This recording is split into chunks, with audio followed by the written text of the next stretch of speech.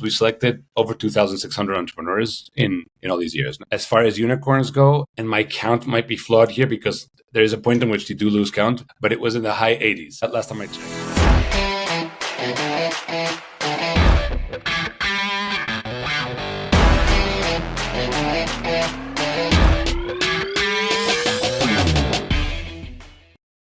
Welcome to Born to Unicorn. Join us in this journey to go the DNA of high-impact entrepreneurs.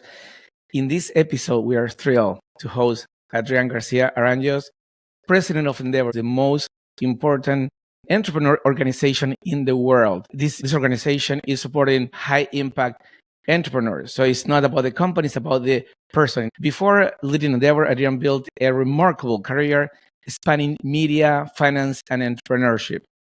With experience at institutions like JP Morgan and the Economist Group, he has developed a unique perspective on what it takes to scale businesses and scale lasting impact.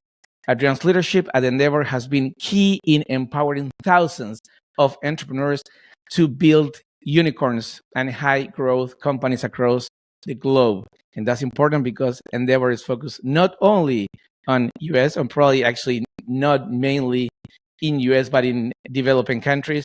And that's the highest impact of Endeavor. We're going to talk about that a little bit later. Adrian, welcome. Thanks, Juan. Thanks for having me, and thanks for that beautiful intro. It's a pleasure having you here. And and how did you become the president of Endeavor?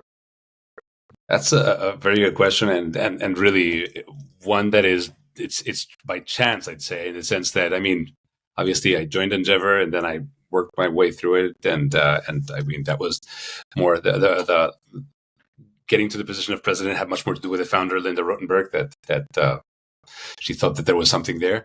But I say by chance because entering Endeavor was the part that was completely by chance. I was working at JP Morgan. I got a call from my predecessor, Fernando Fabre, and he said, "We're going to open an office in Spain, and you might be interested in, running Endeavor." I knew little about Endeavor. I knew Endeavor, but I didn't know as much as obviously know today. But I was intrigued. But I was still not 100% convinced. I went through the process, did my interviews, and after finishing the interviews, I was absolutely convinced. And I've never regretted any minute of it, as much as I loved my time at JP Morgan. But it's now been 11 years at Endeavor, and I've never looked back. What year was that? That was 2014. So it was a big history behind Endeavor at that point already, with companies like Mercado Libre, Globant, so big unicorns, and those unicorns were not based on the US. So could you tell us a little bit about what's the focus of Endeavor as an organization? Because most organizations and non-for-profits are focused, of course, in Silicon Valley, right? And also, institutional funds, venture capital, all that is mostly in Silicon Valley. But Endeavor took a different turn, right? Yeah, we're a bit those contrarians that believe that the same thing that you see in Silicon Valley and other mature markets, you could actually see in developing economies. And sure enough, 28 years into this journey, we've seen our fair share across the globe. You've mentioned the ones in Argentina, but I could mention the ones in Nigeria, in Spain, in Indonesia. Really, there's entrepreneurs all over the world in markets that are not only the U.S., China, or India. But I guess the core part of it is what you said. No, we focus a lot on the people. We focus on the entrepreneur. It's not about It's not about the company. Yes, the company is important, but it's about the person, the entrepreneur, and it's the entrepreneur when we select them, but it's also the entrepreneur when they launch their second, third, or fourth venture. So we support them. And many times that's when they're going to be successful. They're going to launch their first one, they'll fail, the second one fail, and then the third one is the one that's amazingly successful. If we're lucky, the first one is amazingly successful, but many times you get your learnings from your first and second and you apply them to the third, and that's the one that is magical. So I think that you nailed it at the beginning when you said our core focus are the people, the entrepreneurs, and that's really what I define as a secret sauce. The secret sauce is focusing on the entrepreneurs. It's interesting because you're a person with a fantastic career. At this point, probably you know a lot about the profile of entrepreneurs, what companies can work and everything. But instead of probably most of venture capital funds will offer you a job or to develop a company, right? but you are helping others. And that's, for me, is something very, very endeavor. People that instead of thinking about themselves, think about others. The other day, Giver Englebian, he told me, endeavor is like a picnic, right? Like a potluck. It's not about taking, but also bringing something to the picnic. And could you tell us a little bit how you feel this, how you feel in everyday work, this idea of supporting others and seeing others thrive and helping others thrive, and you being part of it? It's a fascinating organization. I'm obviously biased being where I am, but really being objective, it's fascinating. I consider myself extremely fortunate. I get to meet entrepreneurs from all over the world.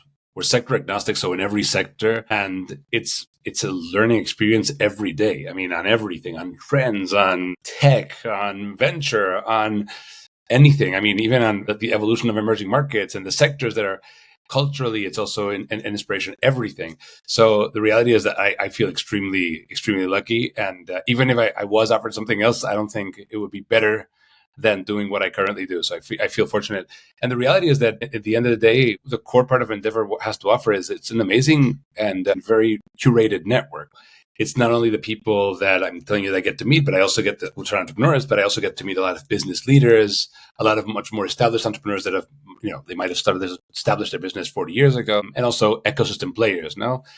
And being able to connect them is fascinating. No, it's being able to connect the entrepreneur with a business leader, and being able to connect the ecosystem players with the entrepreneurs, and the venture capitals with the entrepreneurs. No, and really, it's something that is quite magical. And obviously, it's always a learning experience because I get to sit in those conversations and hear how is venture thinking about this trend or this this vertical right now. How are these entrepreneurs going about this challenge? What are they doing that now that they have a bunch of funding? What are they doing now that they have no funding? So it's always learning. How are they going? How are they tackling talent? How are they tackling new markets? So the reality is that it's fascinating, and I feel that 11 years into this journey and endeavor, I don't feel that I know much more than I knew the first day. Obviously, I've picked up a lot of stuff, but I'm still impressed by entrepreneurs that I meet that have launched their company 6 months ago, and they're telling me how they're going about something new. And I'm like, wow, I mean, how are you doing? And sometimes that something new is they're just thinking about something very differently. They might be launching a marketplace, and I mean, there's a billion marketplaces, but wow, look at these guys. Or a burger chain, but wow, look at these guys. No, it's fascinating, really. And most people believe that like a high impact entrepreneur is like a rock star, right? Is a person that is different to anybody else, and that probably they don't have that. That's only for very select group of people. What's your take on that? I mean, let's see. We've seen entrepreneurs from all walks of life, no? And I feel that they are rock stars. But the irony of it all is that most of the times they don't even know it. Yes, of course, if you're very successful and you've had a major exit, then you don't know it. You believe it. Maybe you don't know it, but you do believe it. You've seen yourself in newspapers and in several interviews. You're always in the top 10 of the whatever Forbes or whatever publication you choose. No, but there's so many other entrepreneurs that might not make it there, but still they're amazingly successful. They might have been their first in their niche. They might have started a company that might have not exited yet, but it was the first unicorn in their country, no? Or companies that did amazingly well, and then I don't know, that vertical didn't peak the way that we felt or that was expected, and it didn't fare as well as it. But they're still amazing. I mean, really, what they've been able to do and what they've been able to accomplish, and many times, I mean, attracting capital on the one side, attracting talent on the other way, being able to lead teams, being able to grow these teams, expansion. Again, I don't know if there's a magic formula to the people that form these companies, but I do feel that there is something magical in them, and many times they don't even realize, they don't even know.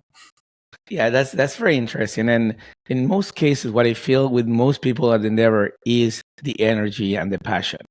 And that's probably the only variable that I can say this is the different thing. When I started, in the Endeavor network, what I realized very quickly is that everybody's open to help. Very, very enthusiastic about your company, to help you, to guide you. And I remember in my ISP in Pebble Beach, in my career, I made a degree program, MBA. And during the ISP, I felt like I've been scammed most of my life because the level of pressure and these people in the jury, these guys knew so much about everything that it was overwhelming. And I believe that that's something that makes the difference, because most of these entrepreneurs are building the company, are going to a place that never went before. And Endeavor is probably the best partner to take you there, right?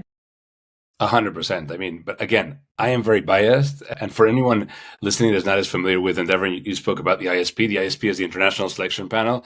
When I tend to describe it, I more or less say, think of Shark Tank, the program, that one, the ABC program everyone knows.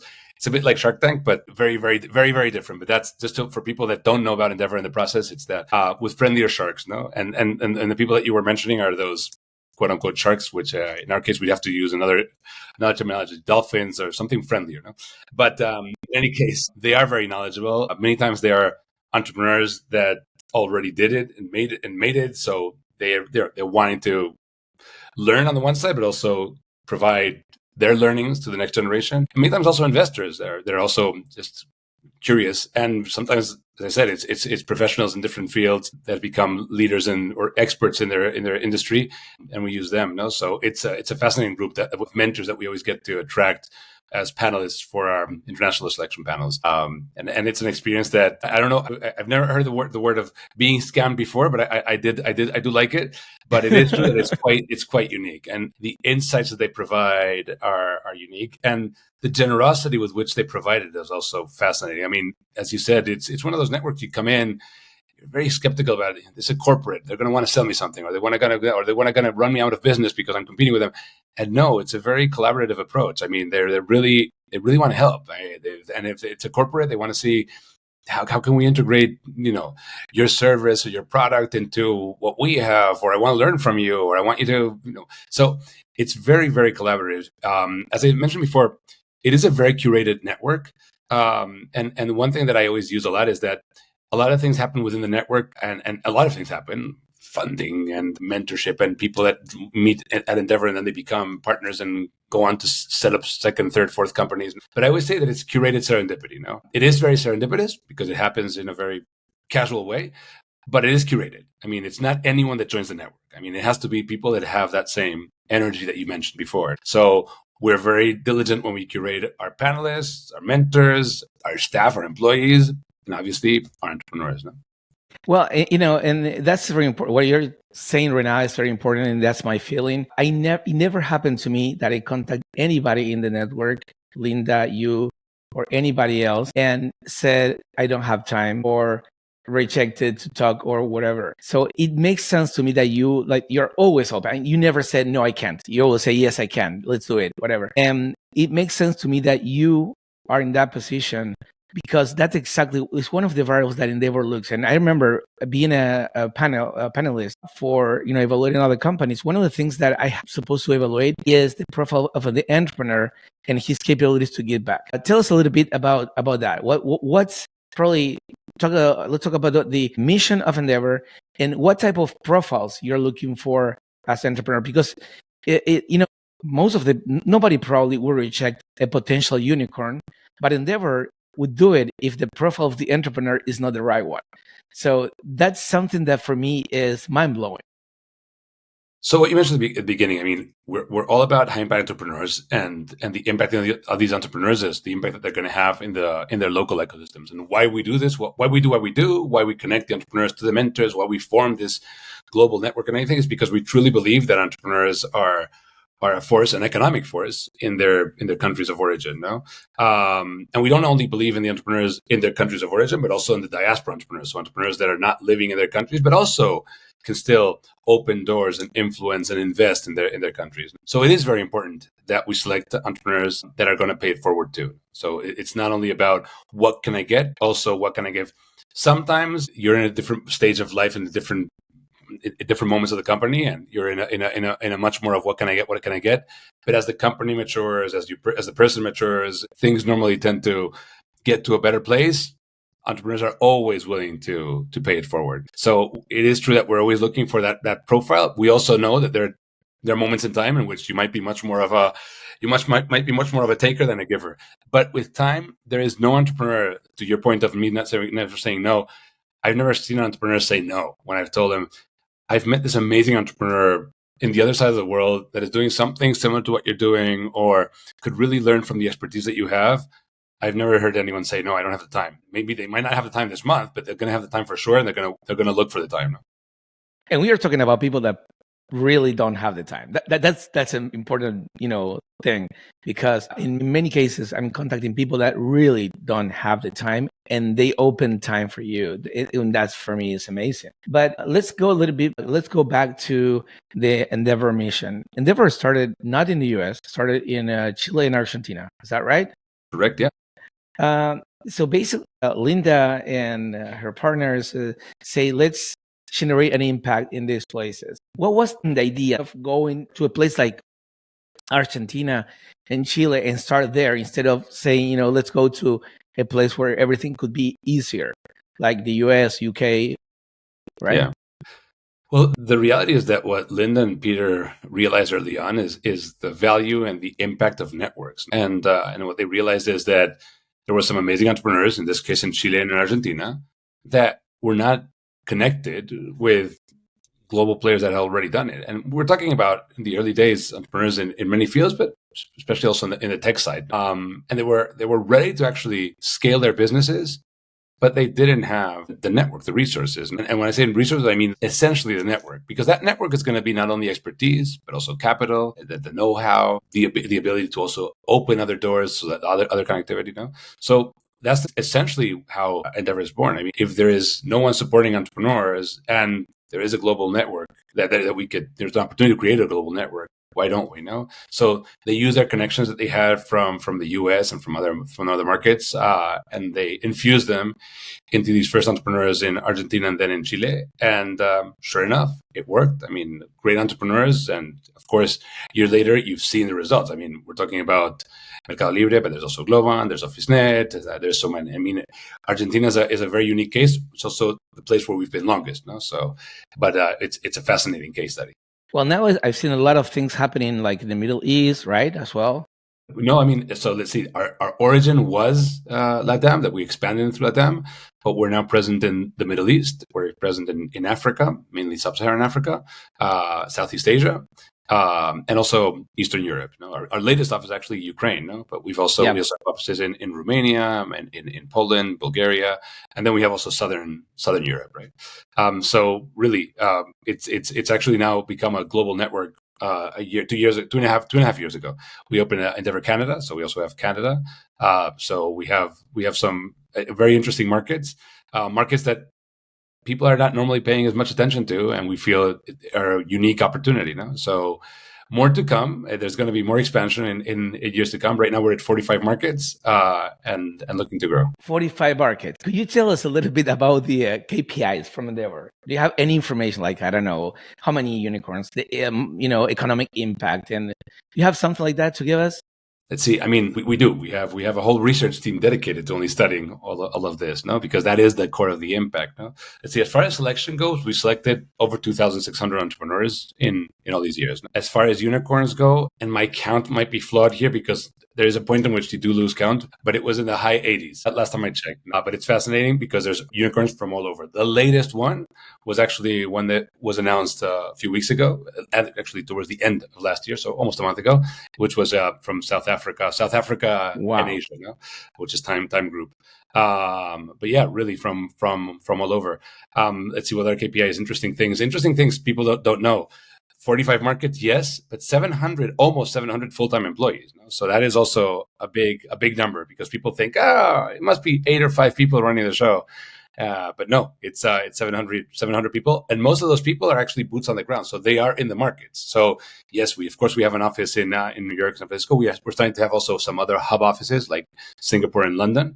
But our core offices are the ones that are selecting entrepreneurs and servicing entrepreneurs, and those are the ones that are that's the core of our people, in those offices.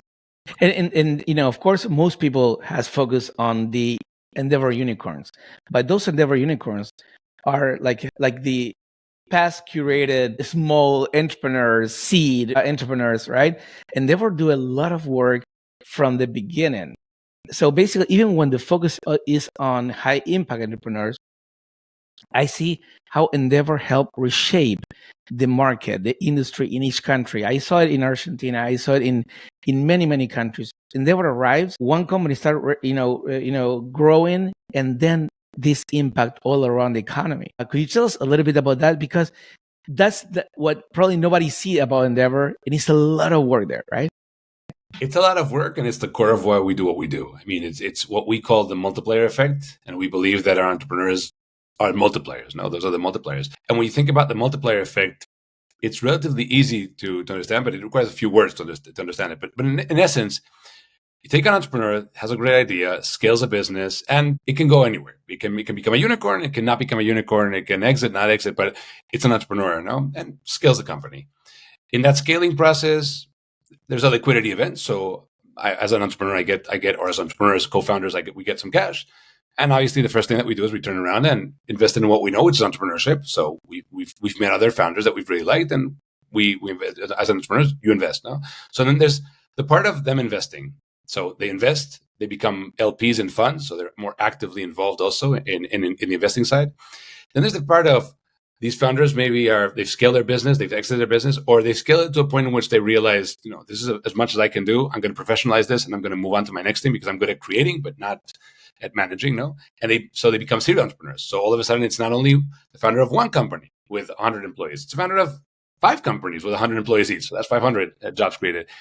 And then there's the fact of people that work in those organizations. No, if you're employee number 10, 20, 30, 40, 50 of a company that grows to become a unicorn and the reference in your local market, you've seen it.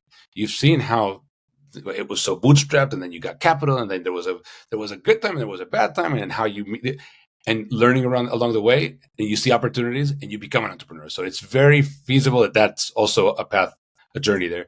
And then there's the whole thing of role models. I mean, Marcos Galperin has become that role model of entrepreneurship in Argentina, no? And people aspire to be Marcos Galperin, which is amazing. So that itself also has an effect. All of that is what we call the multiplier effect, and that is what has the largest impact in economies. And we're absolutely convinced, because we have a research team just dives deep into knowing what's gone on, what the metrics are, who influenced you, who invested on you, where you invested, and we ask all those questions, get all the answers, we map it out, and that's how we come with these whole beautiful multiplier maps that prove that connectivity of entrepreneurship, and how one entrepreneur that fares well means all others also faring well. And the famous "a rising tide raises all ships." Well, that's essentially what in entrepreneurship, it's the same thing. And that is fantastic. You just mentioned Marcos Galperin and Mercado Libre. And for me, what is amazing about that is most people probably would move from Latin America to the US to create something at that point. We were talking about the late 80s and early 2000s. And he was studying in the US. He could just stay here and found a company here and everything. But he instead decided to go to Latin America. And that's something, that is, I would say, different. Because instead of going to like the low-hanging fruit, he went to Latin America and became a company that is bigger than eBay. What's into the DNA of these people that they're looking for like these big, crazy challenges? Yeah, and look, our founder Linda always says that they called her when she started this organization in Argentina. They called her La Chica Loca, no? And the crazy girl, no? And she came up actually with a book 10 years ago, which is crazy as a compliment. So there is a degree of craziness. I mean, yes, you're a very bright individual that has studied in a leading university, or not. You're just a bright individual that studied in your local university. You could get any job, but no, you decide to set up a company, and you could have set up the company in a more mature market, knowing that there would be more capital and maybe better prepared talent. But no, you decide to do it in your own market. No, so there is a point of contrarian craziness, but that's what you're looking for. I mean, that's part of the DNA. No? I'd say that as far as things that we see or trends that we see in our entrepreneurs, one of them is that craziness on the one side. No, but it's also they do have experience. So this whole myth of the 20-year-old that drops out of high school or college. Once in a while it happens, yes, and it's great. But the normal is that it's entrepreneurs that have already had some experience. They've seen a niche. Maybe they've come from working in another entrepreneurial venture and they've seen certain things and they've noticed an aspect that they wanted to dive into. No? So there's that, which comes with, I guess, there's a bit of age, maturity, and experience. No? And then there's also that curiosity. I mean, in that craziness, they're being naturally curious as they are. They're always going to be wanting new things. So if you look at their past experiences, many of them have been all over the world, and they might have been all over the world on a scholarship. They might have been all over the world working for XYZ. They might have just gone traveling, but they're curious. They're very naturally curious. No? So that international mindset component of having worked abroad, lived abroad, studied abroad, or just spent time abroad, knowing that the world is much more global, is much bigger than only your local market, is also something that we've seen as a constant. Some people believe that becoming an entrepreneur is something you do for money. My own experience talking with unicorn entrepreneurs, none of them started because of the money. I feel like the high impact entrepreneur is like a gambler. A gambler doesn't gamble for the money, gamble for the feeling of gambling. And the entrepreneur, what I've experienced is a passion for doing something. What's your take on that? Look, I mean, the reality is that entrepreneurs, 95% of the cases, they do it because they see an opportunity in a niche. And there's a bit of this paranoid optimism in the sense that you're doing that because you're absolutely convinced that you're going to be able to solve that problem. And there's a need for someone to solve that problem. And I'm going to be paid for solving that problem because I'm obviously building something that there has to be a business model. Mm-hmm. But money is not the ultimate goal. This is not about let me build a unicorn or IPO and then become a billionaire in 3 days. And normally, if you look at exits, IPOs, and the likes, it's well over a decade. I mean, the process of creation. So if you want to become rich, it's not going to become rich fast. It's not an overnight thing. No? So that I don't feel that the core of entrepreneurs are in it for the money. Are there there's going to be a couple of exceptions, no, of people that, I saw this and this friend of mine or this person that I know, or I heard that XYZ. Sure. But the reality is that those are going to they're going to realize pretty quickly that's not the case, no? And for every one successful company that you see up there and we all talk about, I can tell you about another 150 or 200 that didn't quite make it, no? And that's another thing that we should define what does success mean. I mean, it's because we always define success in monetary terms. There was an exit, so there was money. There was an IPO, so there was money. There was sometimes we should define success in terms of, I feel that multiplier effect is a good definition of success. You might have built a company that might have become the first unicorn in your country and then it failed. And it's fine. Yes, of course, you have nothing to prove after. You have nothing to show. You're back to square one. You have an amazing experience. You have an amazing track record, reputation, but you've created jobs. There's a huge bunch of people that have been influenced positively by you and have started companies. You've invested in a bunch of companies along the way for sure, because that always happens. No? I feel that what is success in that sense? No? So I always think that we'd have to get into the definition of redefining success in a way, because it's always very monetary. Success is defined in economic terms, and there's other ways, or there's other parts of a successful entrepreneur in my mind. It's jobs created, the local wealth created. What I see in most endeavor companies is even like in the early stage, scale ups and all those programs, right? What I see is that most entrepreneurs, they talk about their company as a corporation. That for some reason at this point we are just 5 people, right? That they see the company as a corporation, as a monster company. And that's the way they talk, and that's the way they believe profoundly that they're building something different. And that's the way they talk to others and they convince others. And I believe Endeavor in helps them fill those gaps that they don't have, right? Is something that you see as well? I mean, they definitely project something bigger, because it's part of also this their job of being able to attract and retain the best talent. No, I mean, you're not if you're attracting talent and you're telling them this is always going to be a mom and pop shop and we're not going to grow, we're not going to do anything, and then you might not be able to attract, or you'll be able to attract different type of talent. No? But I do think that there is that ambition in a good sense, that they're always thinking about, there's this vision of where we're going to be, what we're going to do. You have to think big. I mean, that's the core part of it. Now, this whole thinking big, which we used to have it written all over our business cards and everything at Endeavor, is think big, think big. I think that now people have already embraced this whole idea of thinking big. But back a decade ago, it wasn't around as much. And I think that we needed to provoke people to think big. and it's great. It's part of that success. No, it's kind of like you're building it. You're already thinking. You're positioning yourself as you're projecting. It's a future truth. It's going to be we will be that major corporation. No, and if not, we'll die trying. No, but it is true that they see themselves as something big, and most of the times they get to build something big, and then again, will it be a long-term success, and how do we define it? That's a different story. But yes, I think that them projecting that greatness of a corporation and thinking that it's not only 4 of us, it's going to be 100 of us, and then it's going to be 1,000 of us. No, it's amazing. It's great. It's part of that craziness too.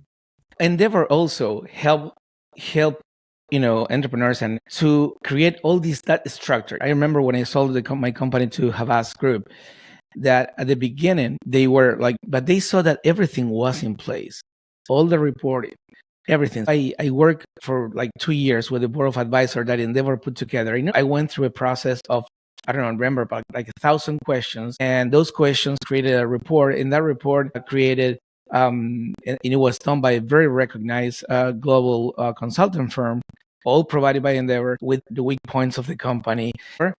It's like you project this idea of a corporation, and Endeavor help you put all the pillars and all that to build something big, and it doesn't fall apart, right? It's that, and it's also, this, in the case of the advisory boards, they're also meant to provoke. No, I mean, you want people that are unbiased but wanting to provoke. Because normally, if you have a board and they're your investors, there is a bias. They're invested. No, but if they're not invested, and it's an advisory board that you have on the side, and it's people that just are willing to give you the time because they want to help you out. They're there to provoke you. They're there to make you think. Are you thinking big enough? Are you thinking too big? Is this the moment to expand? Is this the moment to expand into another vertical instead of expanding into another country? All of that. These advisory boards are also great. I mean, not everyone makes use of them. Not everyone has the time nor the knowledge of what an advisory board can bring to the table. But when I've seen them in action, it's been truly great. And it doesn't need to be a board of 18 people. It can be 2 or 3 or 4, and it's just as powerful. Yeah. You was talking a couple of minutes ago about it takes like 10 years to build a unicorn. Can you tell something about that? What do you see in the Endeavor network about that situation? You're absolutely right. I mean, that people tend to focus on those outlier situations. I mean, the unicorn that turned unicorn in 3 days. Well, that was an exception. Or I don't know. Or the high school dropout that was 17 and set up a unicorn. Yeah, but those are exceptions. It's great. I mean, the more we have, the better. No, but the reality is that normally it's not a high school dropout. It's normally someone that already has some experience, and normally it's the same thing with entrepreneurs. It takes a while. This is not something that happens overnight, and it's a lot about being resilient. I mean, and you got to be resilient, but you can't be too stubborn or too stupid. I mean, in the sense that if you're trying to sell a product that is just not working, you've pivoted 18 times and it's not, there is a chance that there's something. Destiny might be telling you something. This might not be the area. You might want to rethink the whole thing. So I've seen both cases. I think I've seen people that realize that. I've seen all cases, but I've had people that realize, okay, I'm on the right track. Maybe I've been giving it the wrong approach. I can steer it, and maybe I have to rethink my talent pool, and that might have 80 people, and I only need 30, and then they go there, and then they scale it back up, and amazing.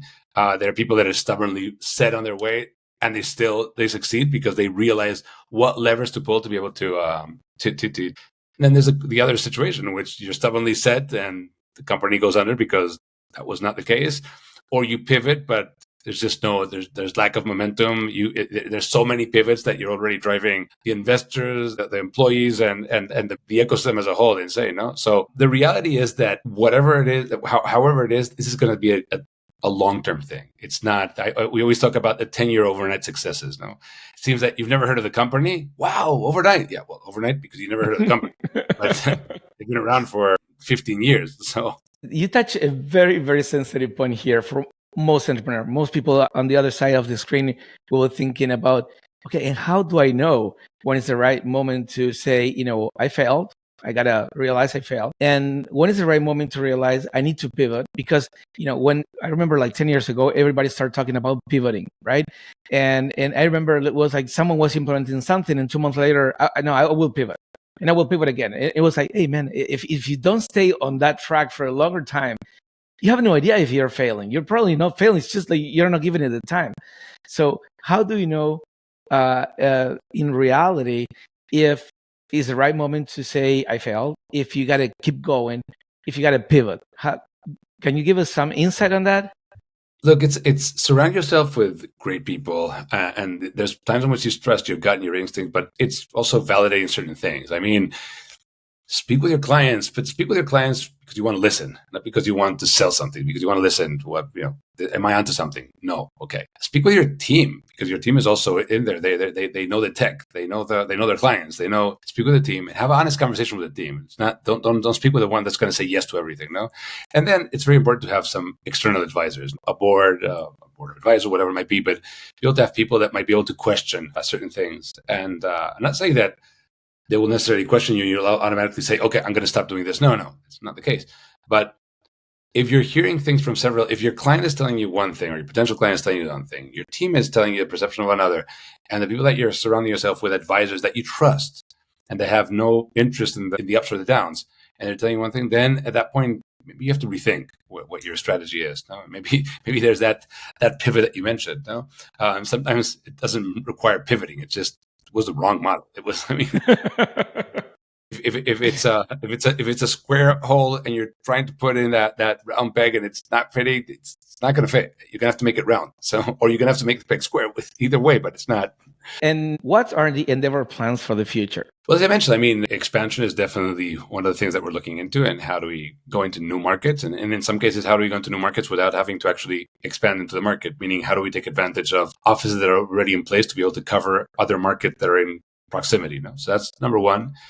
And then number two, which I should have said is number one, because it's really the most important thing, which is it's fascinating, is that a bit over a decade ago, as I said, we've been selecting companies and doing what we do in entrepreneurship for well over 25 years, and doing it relatively well. We were onto something. But when the Mercado Libres of the world IPO'd, all we could do was be very happy for them, celebrate with them. But then we go back to the office and it was back to square one. And we realized, wait, if we're onto something and we're selecting these companies and there is some liquidity down the line, well, what happened if we invest in these companies? No? And we started Endeavor Catalyst, which is our venture arm.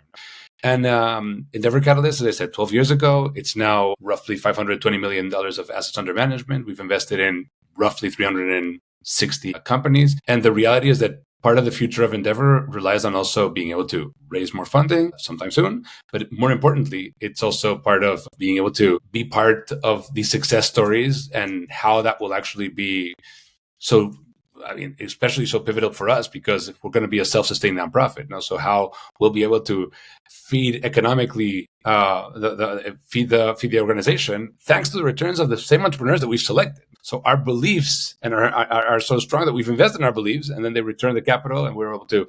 So it goes full circle. And I think in the future of Endeavor Catalyst is absolutely core. I believe, I'm sure, I'm certain, it's absolutely core.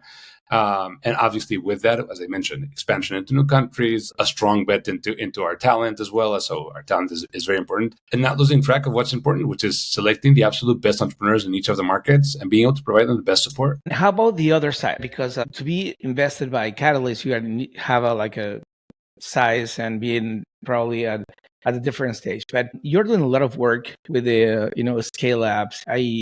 There's a lot of work going on there. What's your idea? Until what point you want to go, and how you partner them to drive them to this size that Endeavor is looking for? Of course, we have to showcase the role models. So those success cases in the local market, we need to showcase them so that people realize this is someone from your country and they've done this and it's feasible. You can do it from your country. That is number one now. And then number two is also being able to provide these entrepreneurs with connection. We can't take any entrepreneur. We just have a limited bandwidth. So if you come with me with a PowerPoint and say, I have a PowerPoint, I'm like, well, please get some traction first. Validate it a bit. Go to market and tell me, get a market, have a team, and then we'll talk. And most likely then we'll talk and it'll still be early, but at least you have some traction, you've had some sales, And then we can start talking about, who I can connect you with, or who might be the best person to speak with from the Endeavor network. But I think that the most important part for us is being able to know what's going on in the ecosystem, being able to slowly monitor those companies that are in that, in that early growing stage, and then be able to fast forward whenever we need to, activate and become entrepreneurs. In the very, very, very early stage, we're really, really, really bad, just because we're far from the early stage. So we're much better, as you said, we're selecting scale ups. So it has to be companies that already have the traction. And what happens to us many times is that people come to us and like, I'm an entrepreneur. Oh, perfect. Let's talk. What's the company? Well, I still haven't left my consulting business. Well, that's going to be an issue. You're not going to be able to dedicate yourself full time to your business. So we want that. We want to see some minimum traction, but we are doing a lot on showcasing success cases and then connecting the network. I mean, the part of it is many times we get these relatively early entrepreneurs. They might not be ready for Endeavor, but they're onto something. So we're like, okay, you're onto something. Give me 3 or 4 months more of traction to see where you're heading, and let me see what the trajectory is. And let's talk in 3 or 4 months. And then we check in. And, oh, wow, this is amazing. Why don't you speak with so-and-so that is actually also dealt with that 6 years ago, 5 years ago, no? And then why do you speak with so-and-so who's actually been investing in this? And so we can actually prolong a bit the mentoring period of Endeavor. And then if things are going well, then we can actually accelerate. No? But it's always good to have a lot of these companies at the monitoring stage, knowing that many of them won't make it past a year or two, no? And it's fine. But you want to be in touch. And it might not make it a year or two in that first company, but believe me, if you're an entrepreneur, you will find the second or third project that you want to develop. No? Do you remember the percentage of entrepreneurs that started the process of being an Endeavor entrepreneur and they finished? I think it was a very small percentage, right? It's a very small percentage. I mean, if you take it from, so the process is defined in what we call the screening of the entrepreneur, the first opinion review, which is the first meeting, the second opinion review, which is a series of mentoring sessions, the local selection panel, in which the panel at a local level determines if they can go on to the next stage, and that the last stage, which is the international selection panel. This process can take anywhere between 6 months to a year. I mean, it could take 3 years, 4 years, depending on the company. But if we're lucky, we could take 6 months. If we're unlucky, it'll take a yearish. From screening to ISP pass rate, we're talking about less than 3% of conversion. So of all the companies that we'll see, 2-point-something% of them will actually make it through. What's the technology that you think is the most important right now in the market? Let's see. I'm going to sound like a broken record, and I hate it, and I love being contrarian, but I don't think, and most likely the audience that you have in this podcast is different, but to the 99% of the world, they're not realizing how important and transformational artificial intelligence is and is going to be, and at what rate. And I think people are just not realizing the grasping. They're like, oh yeah, it sounds really cool. It's transformational. So people need to embrace the fact that that's happening. It's here. It's not a distant future. It's the present. And what's happening today is the AI that we have today is the worst AI that we're going to have, because it's getting better by the week. So I'd say that right now I'm fascinated by anything that has to do with AI.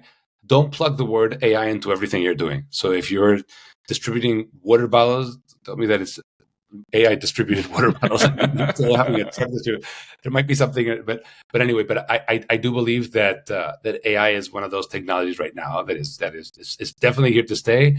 Is there a bubble? Is there a hype? Is there that? Yeah. Is everyone putting AI into their name? Yes, but they need to. I mean, in the sense that everyone needs to embrace the fact that AI is not about doing it for you, but it's also about the optimization. Whether it is, I mean, companies like 11 Labs are doing some amazing things. Obviously, OpenAI, everyone knows, but even what's being done by Twitter from a graphic perspective, or by Meta or Google. I mean, even if you look at Microsoft with a Copilot, there's so many applications right now, and those are the applications that we're seeing, the most common ones. But I feel that there's an opportunity. So as far as technologies that I feel right now are worth checking out or being curious about, I would definitely say, and I hate sounding like a broken record.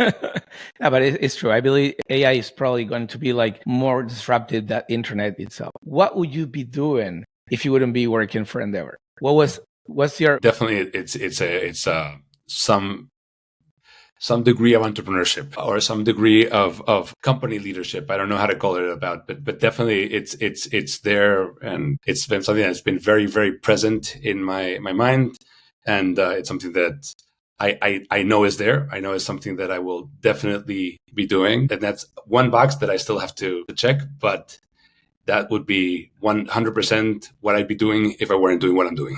What recommendation would you give to an entrepreneur on the other side of the screen? Let's see. Some entrepreneurs think that they've discovered gold and that their idea is the absolute best idea. And it doesn't happen too often, but it happens more often than you'd think. And they don't want to share anything. They don't want to talk about it because of anyone. They don't trust anyone because you're going to steal my idea. And the reality is that I'm not going to steal your idea, so you can tell me anything. Your client is most likely not going to steal your idea unless it's really very obvious, or they're already working on it. But normally, your client, especially if it's a massive corporation, is not going to be able to be as agile as you in setting this up. No, so I would say looking for trusted partners that you can speak with, and being able to speak about your idea and how you're going about it, and your idea, your company, or your processes, or all of that. But opening up is something that I feel that sometimes entrepreneurs don't realize, and that they also don't realize that most entrepreneurs, yourself, you've mentioned it before, but entrepreneurs are very, very willing to help and be able to provide some guidance to the next generation. I mean, I'm sure that entrepreneurs go to you all the time. I'm starting a company on XYZ, and I've heard you on a podcast about, and I'd love to be able to ask you questions, sharing your wisdom, and they shouldn't be shy on getting wisdom from others. I mean, they shouldn't be doing that all day. They should be focusing on their company, but they should also be embracing what is out there, and trying to network it and everything. The other thing is also focus. So it's not about only networking and going to events. There's that part, but there's also the part of you also got to focus on your company. So there's a bit of both. There's a part that you got to have like portions. You have to part partitions of your life. I'm knee deep into my company, my day to day, and I'm obsessed with this. But there's a part of my life in which I'm out there and I speak at events and I go to events and I engage with people and I ask questions and they ask me, and that part. So my recommendation would be. I think you hit the nail, because when I went to the ISP in Pebble Beach, I remember I was thinking that I had something that was unique that nobody had, right? And we were working with it was 2010. We were doing something with AI NLP, and when we present this to the first panelists, they said, "Look, I heard this 1,000 times. Your problems are this, and that. This is going to happen to you, blah, blah." And when they start talking about my business, I suppose that it was something unique. These guys knew everything about it, more than me. And it was like, okay, so it was not that unique idea as I thought before. So yeah, totally true. How does a perfect Saturday look like for you? How like a perfect Saturday? Yeah. A perfect. I mean, I have young kids, so a perfect Saturday is with my kids, with the family. I mean, that's for me. A perfect Saturday is with my kids. If I can be at home, first of all, being home, because I travel way too much, so being home is number one. And then if I'm home and I'm not jet lagged, is being able to be up early enough to be able to play with my kids and spend time with the family. So that's perfect. A perfect Saturday would be sunny, not jet lagged, and with my wife and kids. Adrian, thank you very much for joining us here at Born to Unicorn. It was a pleasure. Thank you very much for sharing all your knowledge. No, Juan, thanks to you for inviting me, and always love chatting with you.